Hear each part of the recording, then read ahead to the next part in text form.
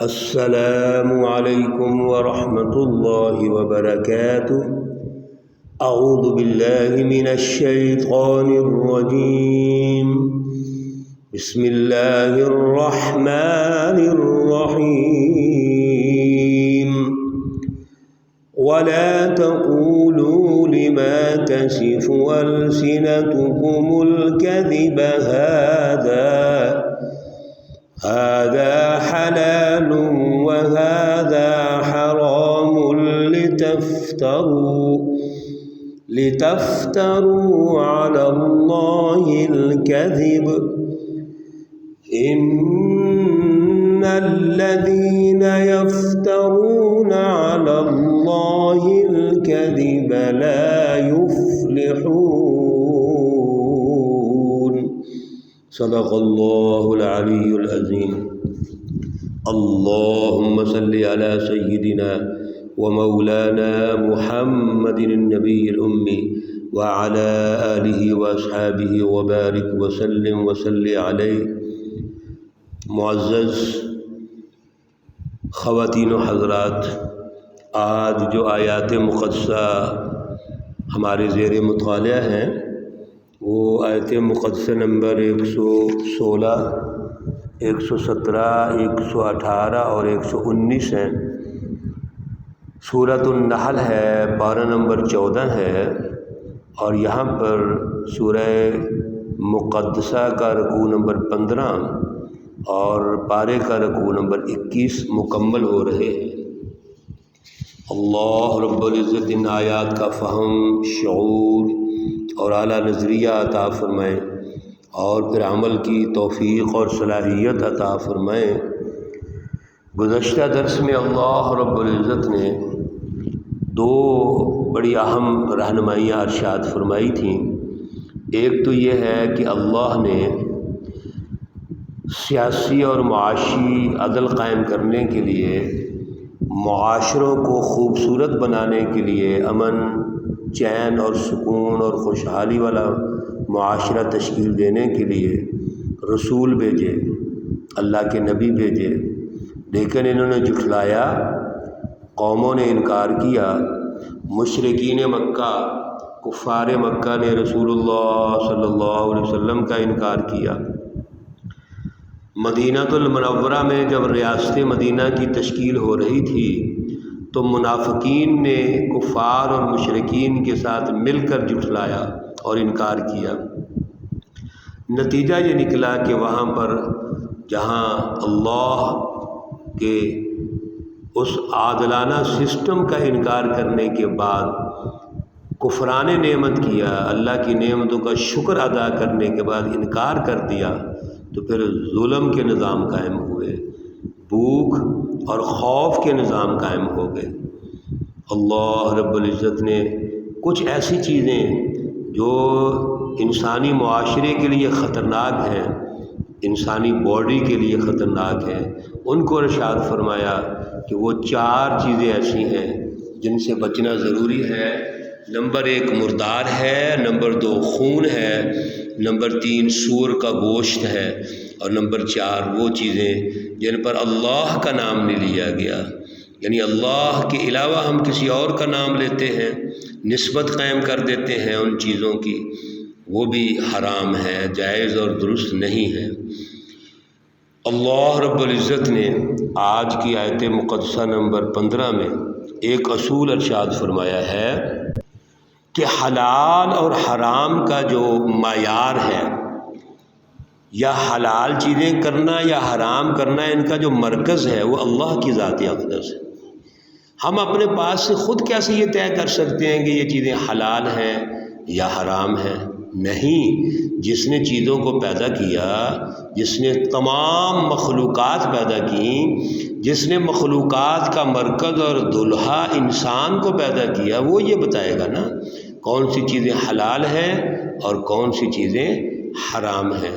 لہذا اگر کوئی اپنے پاس سے کسی کو حرام قرار دے دیتا ہے یا حلال قرار دے دیتا ہے اپنی سوچ سے، اپنے مائنڈ سیٹ سے، تو یہ درست نہیں ہے۔ وَلَا تَقُولُوا لِمَا تَصِفُ السنتکم الکذب ھذا حلال وھذا حرام، یہ جو تمہاری زبانیں بیان کرتی ہیں، جھوٹ باندھتی ہیں کہ یہ حلال ہے یہ حرام ہے، لتفتروا علی اللہ الکذب، اور نسبت آپ اللہ کی طرف کر دیتے ہیں، یعنی حلال اور حرام بنانا ایک تو یہ زیادتی ہو گئی، تمہیں کوئی اختیار نہیں ہے تو کیوں بناتے ہو؟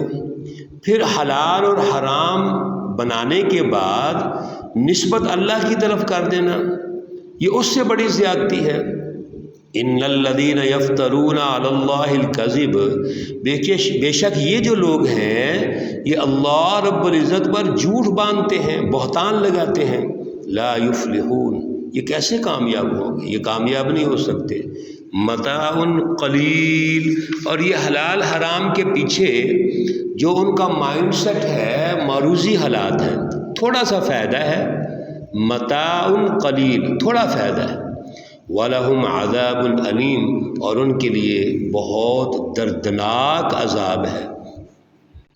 اللہ رب العزت جو کرائٹیریا بنا رہے ہیں وہ تو انسانیت کا بنا رہے ہیں، یہ تمام اصول و ضوابط، قواعد و ضوابط، باؤنڈریز، ایک ہی یہاں اس کا ہدف ہے، انسانیت کو نقصان نہ ہو، اس کو فائدہ ہو، کسی اعتبار سے بھی، خیالات، نظریات، انسانی جسم ہے، اللہ اس کے خیر خواہ ہیں، تو یہ تو اللہ اس لیے تشکیل دے رہے ہیں کہ انسانیت کو، اور ہم کیا کر رہے ہیں؟ تھوڑے سے فائدے کے لیے یہ ساری چیزیں حلال اور حرام اور اپنی سوچ، اپنے خیالات سے تشکیل دینے کے بعد ہم اس ماحول کو جہنم بنا رہے ہیں، دردناک عذاب ہے وہاں کے لیے۔ وَعَلَى الَّذِينَ هَادُوا حَرَّمْنَا مَا قَصَصْنَا عَلَيْكَ مِن قَبْلُ، اس سے پہلے یہ جو یہودی لوگ ہیں، جتنی چیزیں ہم نے حرام کی اللہ رب العزت نے بتایا، ان کو سمجھایا، یہ چیزیں جو حرام آپ پر کی گئی ہیں یہ وقتی طور پر ہیں، ان کی حکمت ہے۔ بعض چیزیں وقتی طور پر حرام ہوئی اور ان کی حکمت کے پیش نظر حرام قرار دی گئی۔ حکمت کیا ہے؟ انسانیت کی خیر خواہی۔ حکمت کا اصول ایک ہی ہے، انسانیت کی مینجمنٹ ہے، سسٹموں اور معاشروں کی تشکیل ہے، انسانیت کو ترقی دینی ہے، لیکن انہوں نے بھی اپنی مرضی کی۔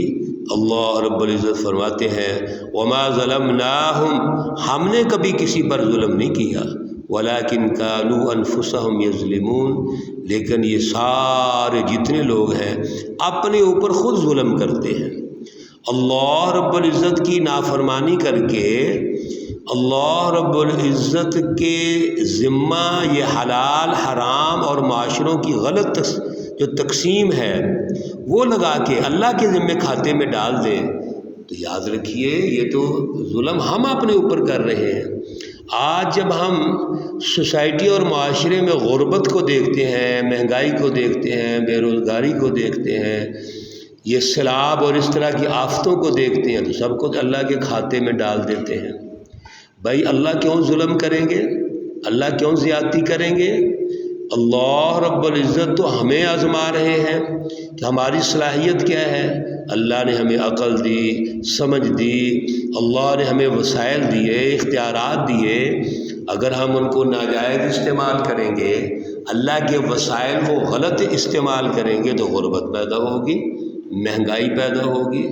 جب ظلم کا نظام ہوتا ہے اور اس ظلم کے نظام میں خیالات، نظریات، سوچوں سے شروع کر کے عمل و کردار میں ظلم آ جاتا ہے، تو یاد رکھیے یہی کفران نعمت ہے۔ یہی ان چیزوں کو جب ہم حلال سمجھ لیتے ہیں، جائز سمجھ لیتے ہیں، تو ہمارا معاشرہ تباہ ہو جاتا ہے۔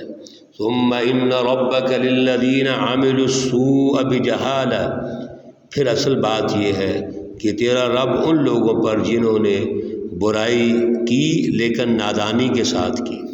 دیکھو معاشرے کا ذرا تجزیہ اللہ فرما رہے ہیں، توجہ فرمائیے، اللہ رب العزت ہمیں رہنمائی دے رہے ہیں اور معاشرے کا تجزیہ فرما رہے ہیں کہ معاشرے کے اندر وہ لوگ جو نادانی کی وجہ سے، نا سمجھی کی وجہ سے برائی میں شامل ہو جاتے ہیں، حزب الشیاطین کے پیچھے لگ جاتے ہیں، لیکن ہے نہ سمجھ، ہے نادان، ان لوگوں کے لیے اللہ فرماتے ہیں کہ کوئی ایسی بات نہیں، ثم تابوا من بعد ذلک واصلحوا، جب ان کو اللہ کے سچے بندوں نے، سچی جماعتوں نے سمجھایا اور وہ حق بات کو، درست بات کو سمجھ گئے، نتیجہ یہ نکلا کہ اللہ رب العزت نے ان کی توبہ کو قبول کر لیا، انہوں نے توبہ کی، اللہ سے معافی مانگ لی، اپنی اصلاح کر لی، اپنے آپ کو سنوار لیا کہ یا اللہ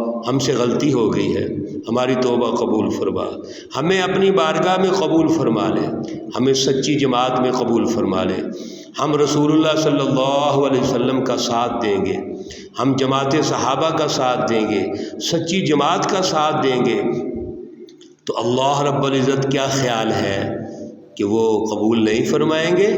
کیوں نہیں کریں گے؟ انہو هو التواب الرحیم، اللہ رب العزت کی صفت یہ ہے کہ وہ تواب ہے، توبہ قبول کرنے والا ہے، وہ غفور الرحیم ہے۔ میرے اللہ کے در پر میرے بھائیوں اور بہنوں توجہ کیجئے، میرے اللہ کے در پر آپ آ کے دیکھو، آپ اللہ کی رحمتوں، برکتوں اور شفقتوں کی بارش دیکھیں گے، آپ محسوس کریں گے کہ اللہ کی رحمتوں کی بارش شروع ہو گئی ہے، اللہ کی برکات نازل ہو رہی ہیں۔ آگے تو دیکھو تو صحیح، ان ربک من بعدها، خود اللہ فرما رہے ہیں، سنو توجہ کرو، بے شک آپ کا رب اس کے بعد لغفور الرحیم، مہربان ہے، رحمت والا ہے۔ یعنی اللہ فرما رہے ہیں یہ کیسے ممکن ہے کہ میرے بندے جو نادان تھے، جو سادہ تھے، استعمال ہو گئے اور اب ان کو خیال آ گیا، انہوں نے اپنا نظریہ درست کر لیا، توبہ کر لی، اپنی اصلاح کر لی، اللہ ان کو معاف نہ کریں؟ یہ کیسے ممکن ہو سکتا ہے؟